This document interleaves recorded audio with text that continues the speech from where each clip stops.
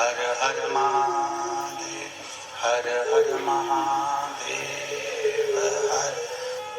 भगवान शिव ओगरदानी, त्रिकालदर्शी, कैलाशी, अविनाशी भगवान शंकर ने माता सती को खूब समझाया था।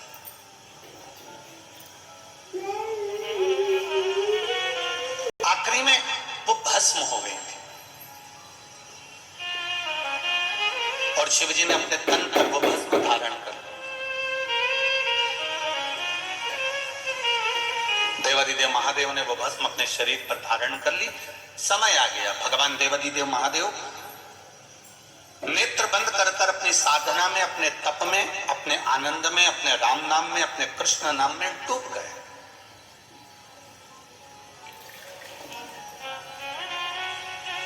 अब वो विचलित नहीं हुए। भगवान देवादिदेव महादेव का चित्त केवल राम में, कृष्ण में लग गया। नेत्र बंद है, साधना में लीन है, भगवान की विरल भक्ति में डूबे हुए हैं। उनको कोई मतलब नहीं कि संसार सागर में क्या हो रहा है। अब इसी बीच में जो शंकर भगवान ने भस्म शरीर पर धारण करी थी और भस्म शरीर पर धारण कर कर देवादिदेव जब चलकर आ रहे थे, उस मार्ग में चलते चलते चलते चलते देवादिदेव महादेव के सम्मुख में जब शिव जी केवल तप साधना करने के लिए बैठने जा रहे थे, तब एक असुर, एक राक्षस जन्म ले चुका था जिसका नाम था तारकासुर।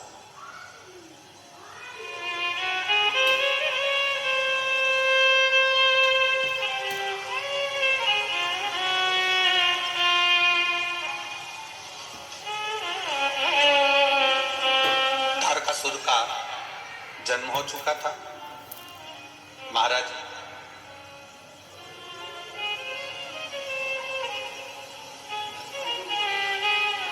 देवताओं से ज्यादा सिद्धि दानवों में होती है। देवताओं से ज्यादा सिद्धि, देवताओं से ज्यादा विद्या, देवताओं से ज्यादा तंत्र विद्या, मंत्र विद्या, साधना विद्या, सिद्धियां देवता से ज्यादा दानवों के पास होती है, राक्षसों के पास होती है।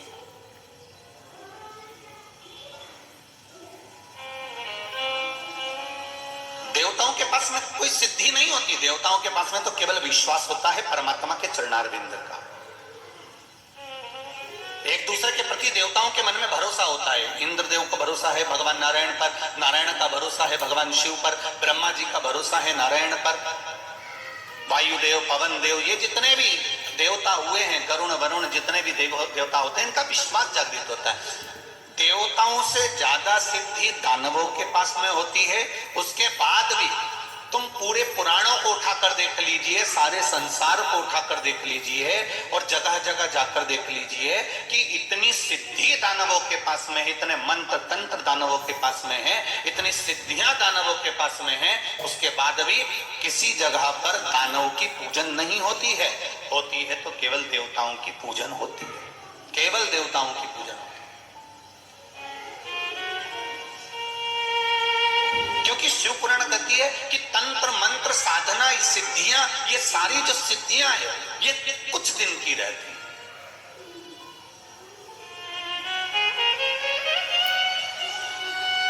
असुरों की, राक्षसों की जो सिद्धियां होती हैं ये थोड़े दिन की होती है। पर जो विश्वास होता है, भरोसा होता है, प्रेम होता है, वात्सल्यता होती है, करुणता होती है, ये स्नेह करते हो, प्रेम करते हो, विश्वास रखते हो, करुणा रखते हो, वात्सल्यता रखते हो।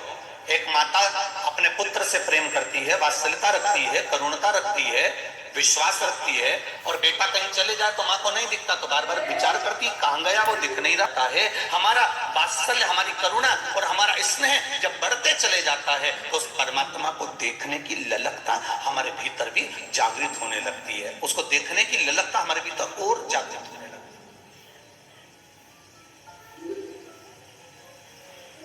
उसको देखने का मन जागृत होने लगता है। देव और दानव में यह अंतर है कि दानवों के पास में सिद्धियां ज्यादा है, दानवों के पास में बहुत सारे तंत्र मंत्र साधना है, पर देवताओं के पास में कोई सिद्धि नहीं, कोई मंत्र नहीं, कोई तंत्र नहीं, कोई साधना नहीं।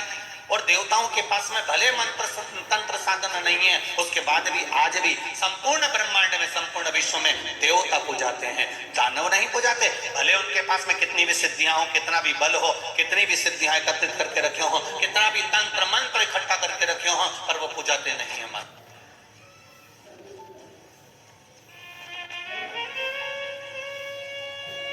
तारकासुर केवल असुरों में एक ऐसा था, तारकासुर ने यह विचार कर लिया कि मेरे पास में सिद्धियों की कमी नहीं है, मेरे पास में मंत्र तंत्र की कमी नहीं है, मेरे पास में बहुत सिद्धियां हैं, बहुत मंत्र तंत्र हैं, पर यह सिद्धियां मेरे किसी काम की नहीं है।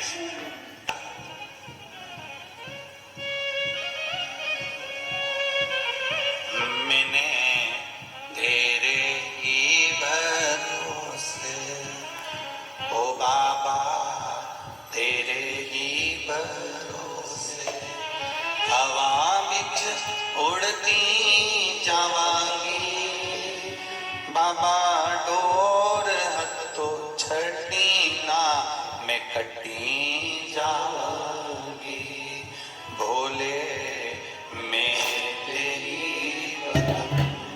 शंभो मैं तेरी हवा बिच उड़ती जवानी, बाबा डोर हथो छड़ी ना मैं कटी जावानी, भोले मैं तेरी पत्नी, शंभो मैं तेरी पत्नी। इस मन रूपी कील को किसी कारीगर के पास में,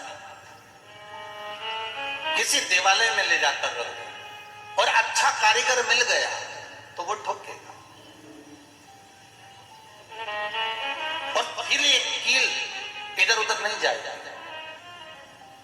विश्वास, भरोसा, दृढ़ता।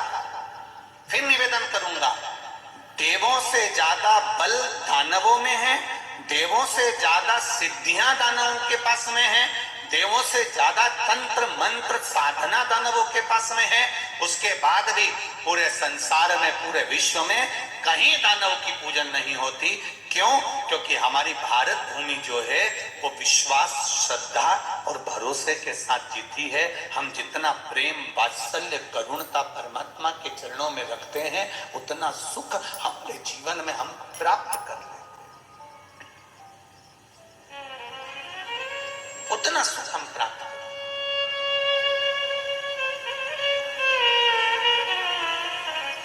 शंभो शरणे पड़े, मांगू घड़ी रे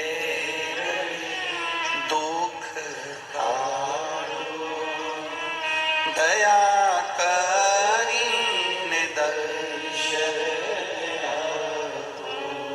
दया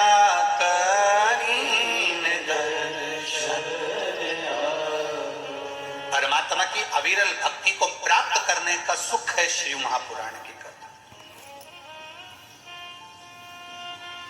चाबी भूल जाओगे यहां पर तो घर से वापस आना पड़ेगा।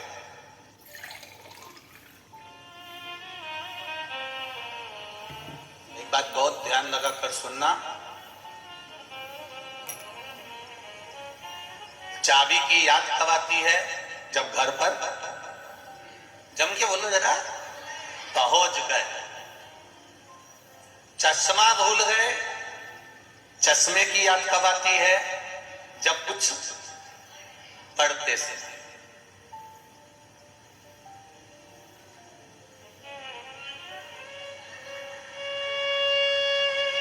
ये बत्ती सी तुमने नई नई बनवाई और डब्बी में रख ली, कथा में आ गए, सोचा प्रसाद मिलेगा तो खाऊंगी, और वो बत्ती सी तुम्हारी कहीं फ्रिज में भूल गए या कहीं रह गई।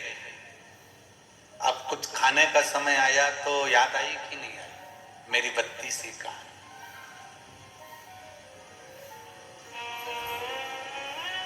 घर जाकर चाबी की याद आती है, पढ़ते समय चश्मे की याद आती है, खाते समय बत्ती सी की याद आती है, और मरते समय शिव की याद आती है।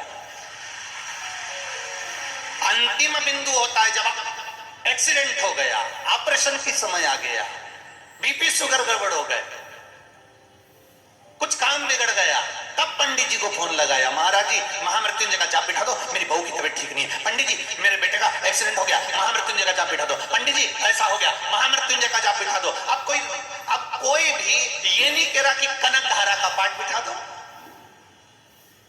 श्री सूक्त या पुरुष सूक्त का पाठ बिठा दो।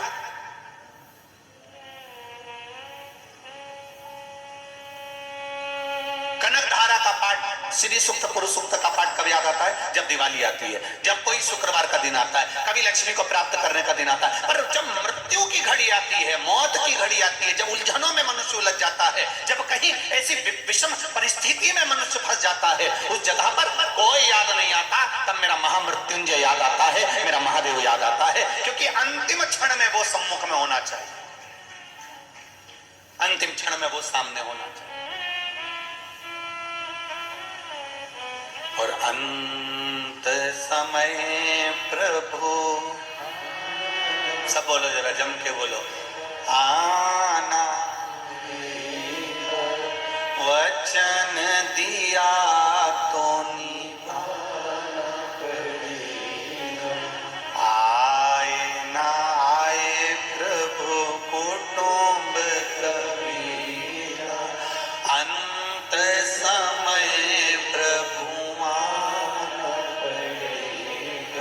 वचन दिया तो निभाना पड़ेगा। भगवान अंत समय में तुझे आना ही है, अंत समय में दर्शन देना ही है, ये निश्चित है। तो